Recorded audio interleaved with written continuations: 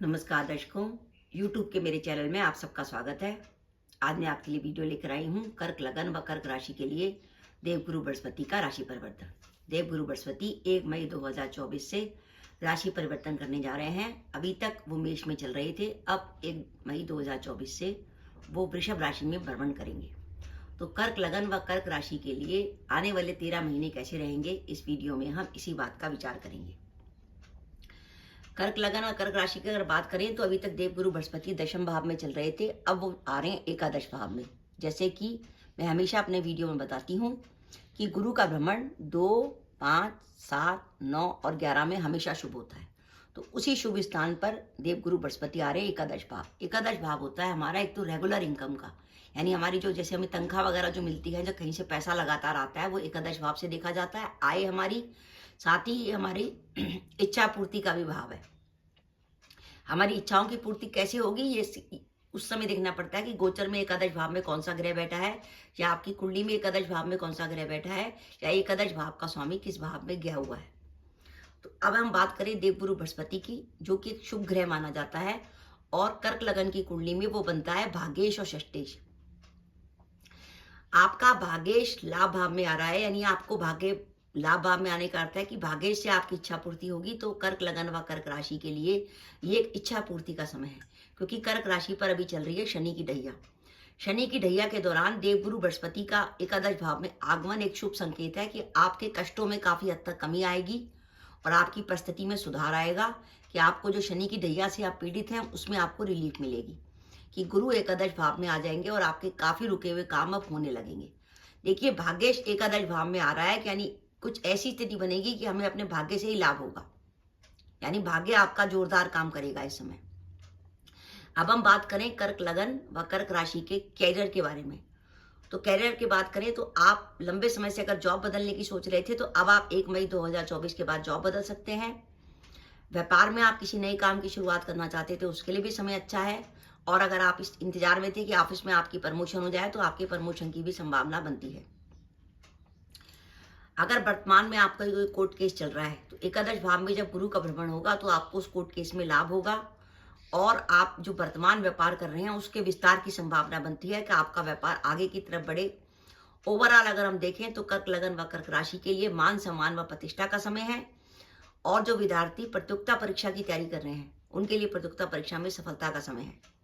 अब आप देखिए कि शनि और गुरु दोनों की दृष्टि आपके एकादश भाव पर है, यानी दोनों ग्रह आप संकेत दे, शनि व गुरु दोनों की दृष्टि आपके पंचम भाव पर है।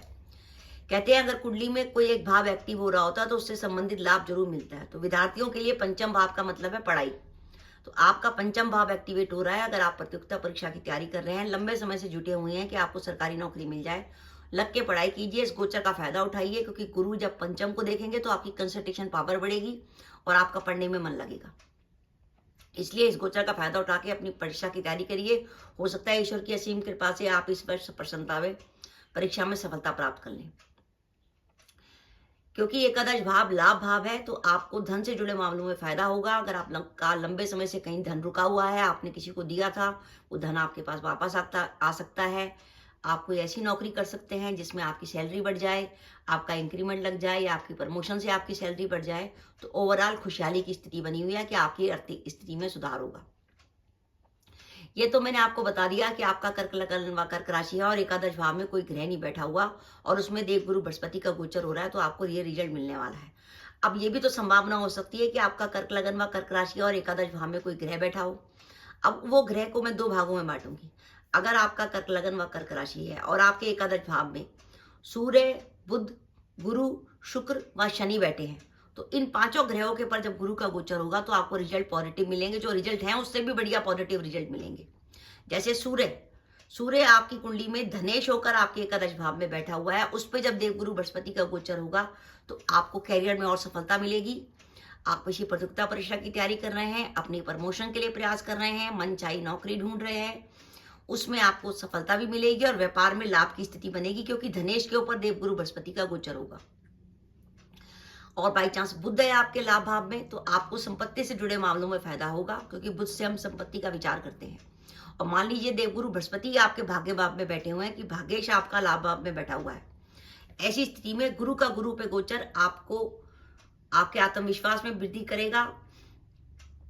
आप अगर लंबे समय से संतान प्लान करना चाहते थे तो संतान प्लान कर सकते हैं। आपके घर में मांगलिक कार्य हो सकते हैं। और बाई चांस अगर एकादश भाव में आपके शुक्र बैठा हुआ है तो धन के लिए बहुत अच्छी पोजीशन है, क्योंकि शुक्र को धन का कारक माना गया है। गुरु जब शुक्र के ऊपर भ्रमण करेंगे तो आपके धन लाभ की संभावना बनेगी। साथ ही लंबे समय से अगर आपने विवाह के लिए प्रयास कर रहे थे तो शुक्र पर गुरु का भ्रमण आपके विवाह की संभावना भी बनाता है। और बाई चांस आपके एकादश भाव में जैसे कर्क लगन व कर्क राशि है और आपके लाभ भाव में वृषभ राशि का शनि है, इसका मतलब यह है कि शनि जो कि कैरियर का कारक है, हमारे कर्म का कारक है, उस पर जब देवगुरु बृहस्पति गोचर करेंगे तो कैरियर में आपके सामने नए रास्ते खुलेंगे। लंबे समय से आपके लिए जो कैरियर में रुकावटें आ रही थी, आपको समझ नहीं आ रहा था मुझे क्या करना है, जैसे कईयों के दिमाग में प्रश्न होता है, मैं व्यापार करूं, नौकरी करूं, विदेश जाऊं, कौन सा व्यापार करूं, इस स्थान पे रहूं, किस स्थान पे रहूं, तो वो सब के लिए आपको एक दिशा निर्देश मिलेगा कि शनि महाराज आपको बताएंगे अब आपको क्या करना है। अब ये बात तो हो गई कि आपके लाभ भाव में सूर्य, बुध, गुरु, शुक्र, शनि ग्रह बैठे हैं तो आपको बढ़िया रहेगा। हाँ, ये भी हो सकता है आपके लाभ भाव में जो है वो चंद्रमा बैठा हो। अब चंद्रमा अगर लाभ भाव में बैठा हो तो वृषभ राशि का होगा, तो उच्च का होगा। अगर आपकी कुंडली में आसपास सूर्य नहीं है, जैसे सूर्य दशम में नहीं है या द्वादश में नहीं है या तीसरे या लगन में नहीं है, तो वो चंद्रमा बली कहलाएगा। ऐसी स्थिति में वो चंद्रमा आपको बढ़िया रिजल्ट देके जाएगा और कैरियर को लेकर आपका जगह और स्थान परिवर्तन भी हो सकता है, आप जॉब भी बदल सकते हैं। लेकिन चंद्रमा थोड़ा सा पाप पीड़ित हुआ या थोड़ा सा नेगेटिव हुआ या अशुभ ग्रहों से प्रभावित हुआ तो चंद्रमा थोड़ी सी मानसिक टेंशन आपको दे सकता है या माता के स्वास्थ्य को लेकर किसी प्रकार की चिंता हो सकती है। अब हम बात करें, अगर यहाँ पे हमारे मंगल, राहु और केतु बैठे हैं तो हमें क्या रिजल्ट मिलने वाला है। देखिए, मंगल एक तीव्रता का ग्रह है, पर यहाँ पे फायदा यह है कि मंगल यहाँ का आपका दशमेश होकर लाभ भाव में बैठा है। आपके दशमेश से जब नवेश गुरु गुजरेगा तो वो आपको काफी हद तक अच्छा रिजल्ट देने वाला है, क्योंकि दशमेश और नवेश का संगम हो रहा है एकादश भाव में। लेकिन तब भी गुरु और मंगल का जो संबंध है वो तेजी लाता है। तो एकदम हाइपर मत होइएगा, अपना मन स्थिर रखिएगा, जल्दबाजी में कोई डिसीजन मत लीजिएगा और क्रोध पर नियंत्रण रखिएगा, तो आपको मंगल भी नेगेटिविटी नहीं देगा। हाँ, अगर आपके यहाँ केतु है तो केतु आपको किसी भी काम से रोकेगा। जैसे केतु की दृष्टि आपके पंचम में होगी तो विद्यार्थियों को पढ़ाई से मन हटेगा, उस पर ध्यान रखिएगा। अगर आप विद्यार्थी हैं और आपका मन पढ़ाई से हटता है कि आपके लाभ भाव में केतु है और पंचम में राहु है, कंसंट्रेशन पावर भंग होती है, तो आप किसी भी पंसारी की दुकान से जाकर 11 हरसिंगार के बीज ले लीजिए और उनके अपने तकिए में रख लीजिए गुरुवार के दिन, और रात को वो तकिया अपने सर पे लगा के सोइए। देखिए, आपकी कंसंट्रेशन पावर बढ़ेगी और आपका मन पढ़ाई में लगेगा। ध्यान रखिएगा उस तकिए पे पैर न रखें, क्योंकि हरसिंगार के बीजों में हनुमान जी का वास माना जाता है। और अगर आपके यहाँ एकादश भाव में राहु बैठा हुआ है तो राहु आपको ऐसी चीजों की तरफ प्रेरित करेगा कि वो चीजें बड़ी हैं। आपका झुकाव ऐसी चीजों की तरफ बढ़ाएगा जो अट्रैक्टिव नेचर की होंगी।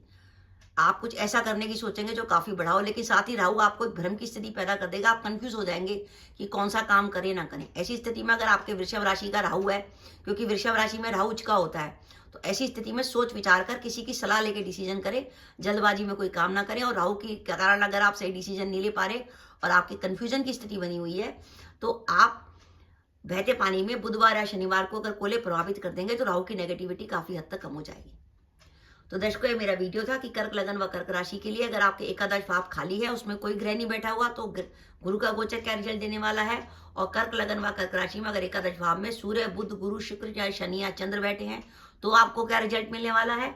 और अगर आपके मंगल, राहु, केतु बैठे हैं तो आपको रिजल्ट क्या मिलने वाला है। तो दर्शकों, ये मेरा वीडियो था, आपको कैसा लगा प्लीज कमेंट बॉक्स में कमेंट करके बताइएगा। इसके साथ ही अगर आप मेरे चैनल पर पहली बार आए हैं और आपने मेरे चैनल को अभी तक सब्सक्राइब नहीं किया तो कृपया मेरा चैनल सब्सक्राइब कर दें, साथ ही बेल आइकन को भी दबा दें, जिससे जब भी मैं अपनी वीडियो अपलोड करूं उसके नोटिफिकेशन आपको मिल जाए और आप मेरा वीडियो देख सकें। इसके साथ ही नमस्कार दर्शकों, जय माता दी।